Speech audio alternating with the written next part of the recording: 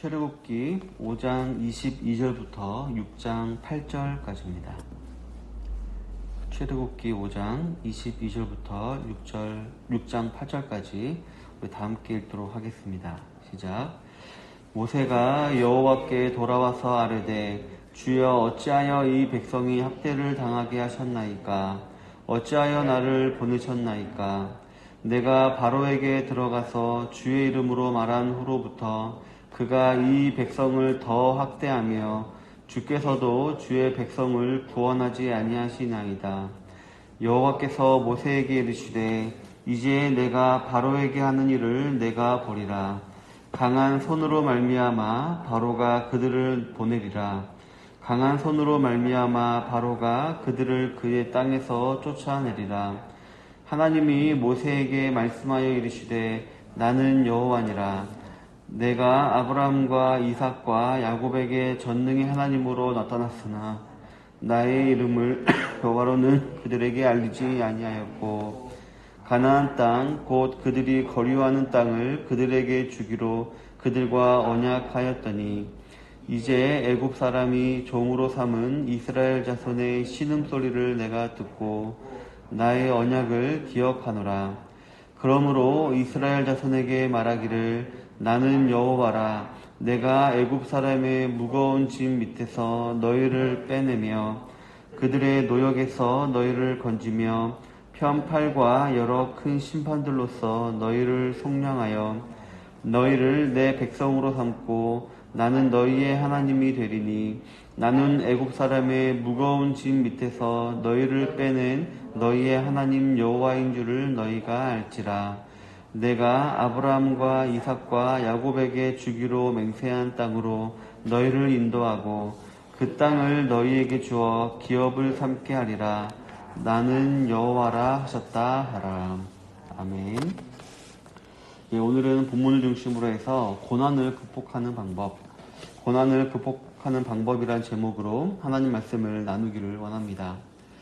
지금까지 우리는 하나님께서 주시는 여러 가지 위로로 말미암아 모세는 이제 하나님의 사명을 감당하기로 결심했음을 우리가 알아보았습니다.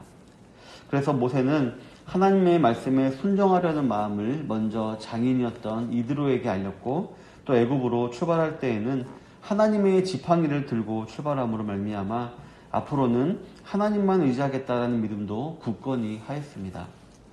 게다가 하나님께서 한 번에 모든 일이 해결되지는 않을 것이다 라는 말씀하셨을 때 그 말을 듣고는 내가 인내해야 되겠구나 라고 아마 다짐까지도 했을 것입니다.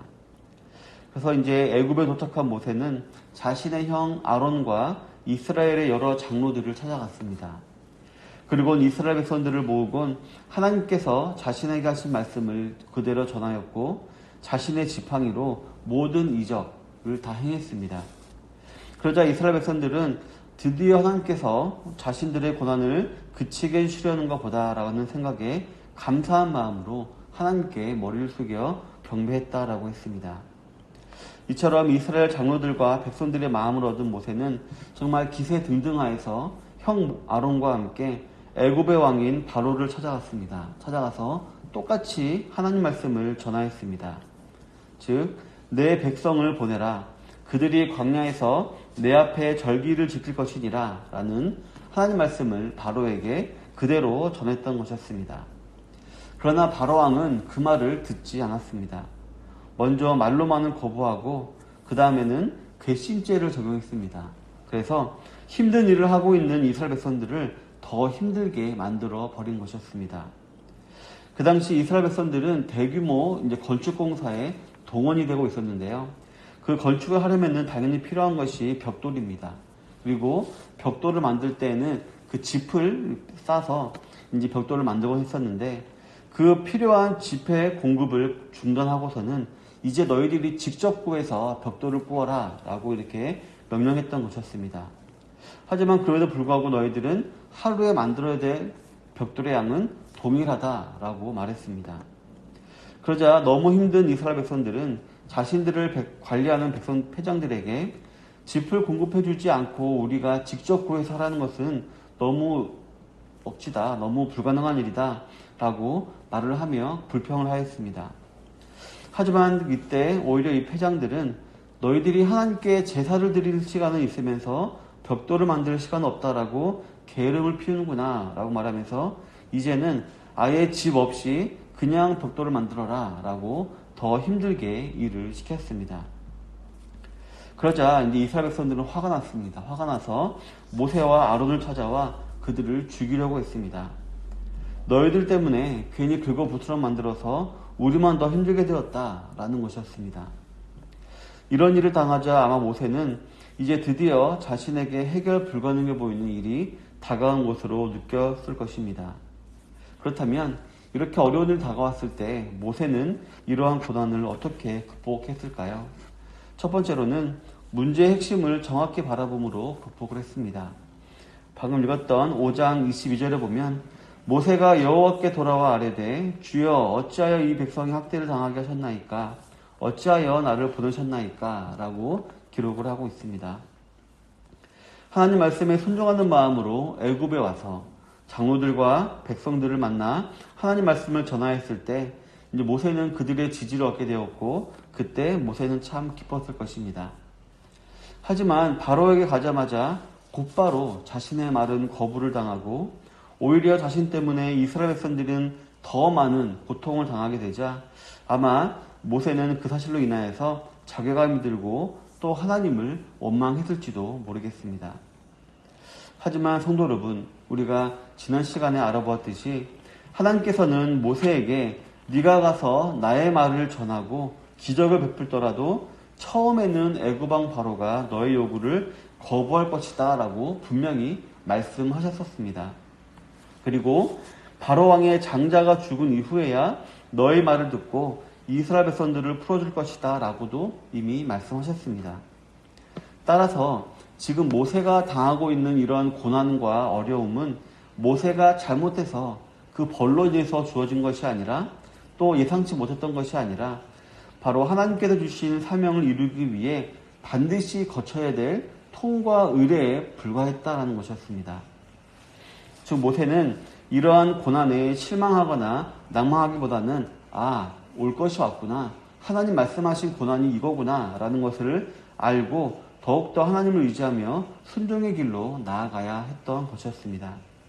그리고 그럴 때에 하나님께서는 모세로 하여금 사명을 완수하게 하실 것이었습니다.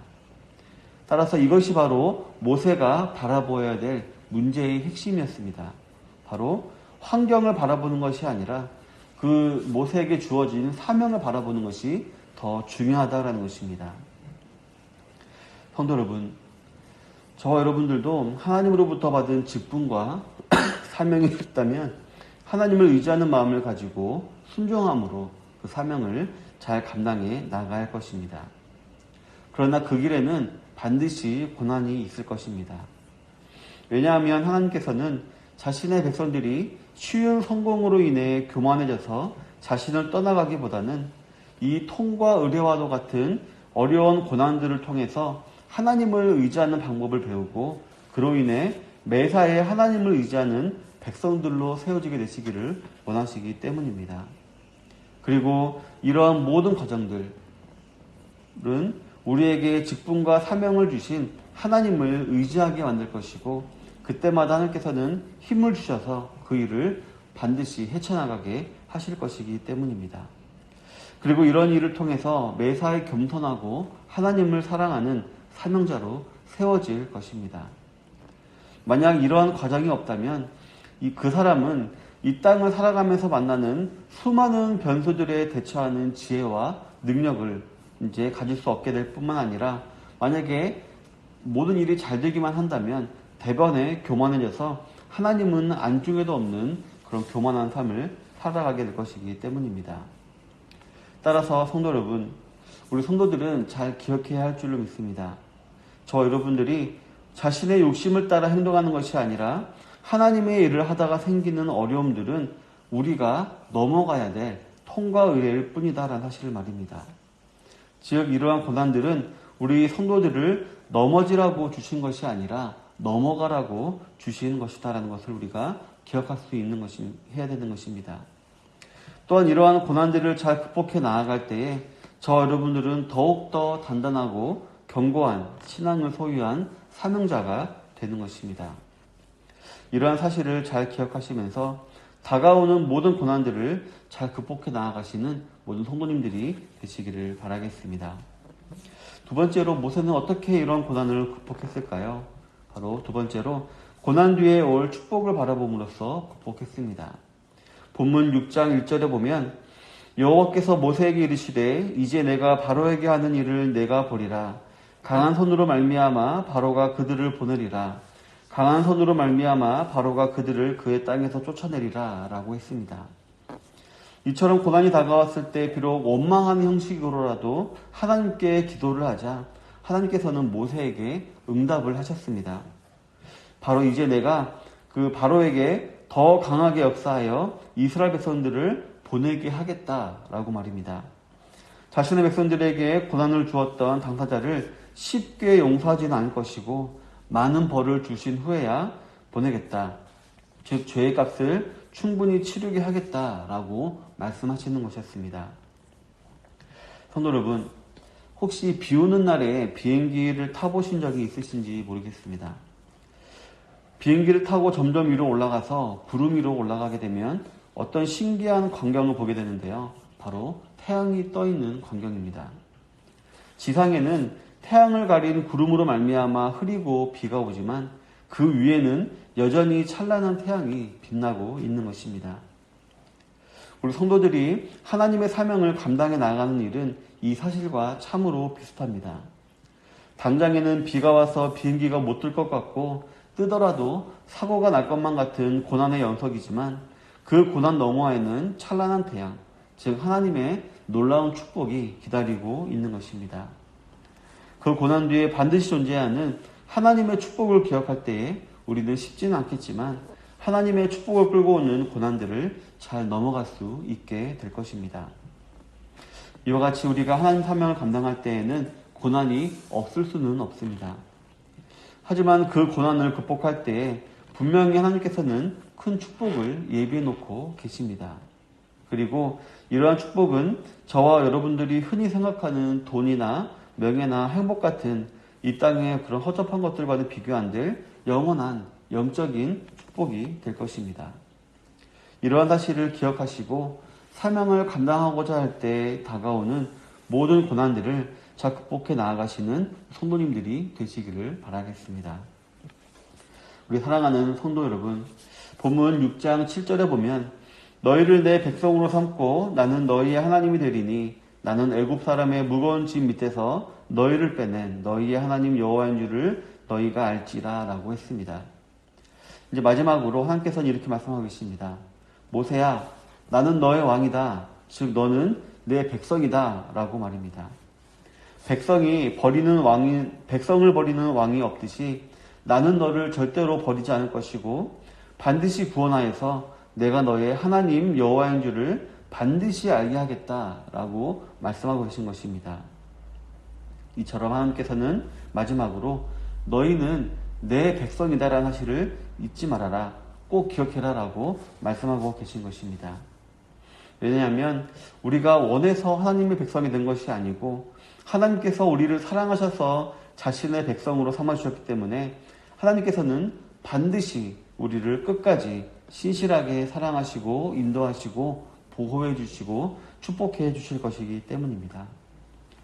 때때로 저와 여러분들에게 이러한 고난의 시간이 참 더디 간다라고 느껴질 수가 있을 것입니다. 하지만 그러한 시간에도 하나님께서 저와 여러분들을 사랑하시고 인도하시고 보호하시고 축복하고 계시다라는 사실을 또 그런 시간이다라는 것을 꼭 기억하고 하시기를 바랍니다. 하나님께서 우리 성도들에게 주신 놀라운 사명을 성취시켜 주시기 위해 반드시 거쳐가야 될 통과 의례를 지나가게 하시되 그 누구도 저와 여러분들을 해할 수 없도록 철저하게 보호하고 계시다라는 사실을 꼭 기억하시기를 바랍니다. 왜냐하면 우리 성도들에게 사명을 주실 정도라면 하나님은 우리의 왕이시고 또 우리는 하나님의 백성이라는 사실은 영원히 변하지 않을 사실이기 때문입니다. 그리고 우리 왕이신 하나님께서는 자신의 백성인 우리 그리스도인들을 절대로 버리는 일은 없으시기 때문입니다. 따라서 성도 여러분, 오늘 알아본 세 가지. 첫 번째로는 고난의 핵심, 즉 우리를 넘어지게 하시려고 이 고난을 주시는 것이 아니라 우리로 하여금 그 고난을 넘어 더 강한 사명자가 되게 하시려고 고난을 주신다는 사실을 꼭 기억하시기 바랍니다. 그리고 환경에 매몰되지 아니하고 사명을 바라보며 자신에게 맡겨진 여러 직분들을 잘 감당해 나아가시는 저와 여러분들이 되시기를 바랍니다. 두 번째로는 이 고난 너머에는 반드시 하나님의 축복이 기다리고 있다는 사실을 꼭 기억하시기를 바랍니다. 마지막으로 우리는 하나님 백성이기 때문에 이 고난을 반드시 극복할 수 있다는 사실도 꼭 기억하시길 바랍니다. 그래서 이 세상이라는 바다에 이 고난이라는 파도가 닥쳤을 올 때에 그 안에서 허우적거리는 것이 아니라 마치 서핑을 하듯이 그 파도를 타고 넘어가며 하나님이 주신 사명을 멋있게 감당하는 모든 좋은 시학교의 성도님 되시기를 주님의 이름으로 축원합니다. 아멘.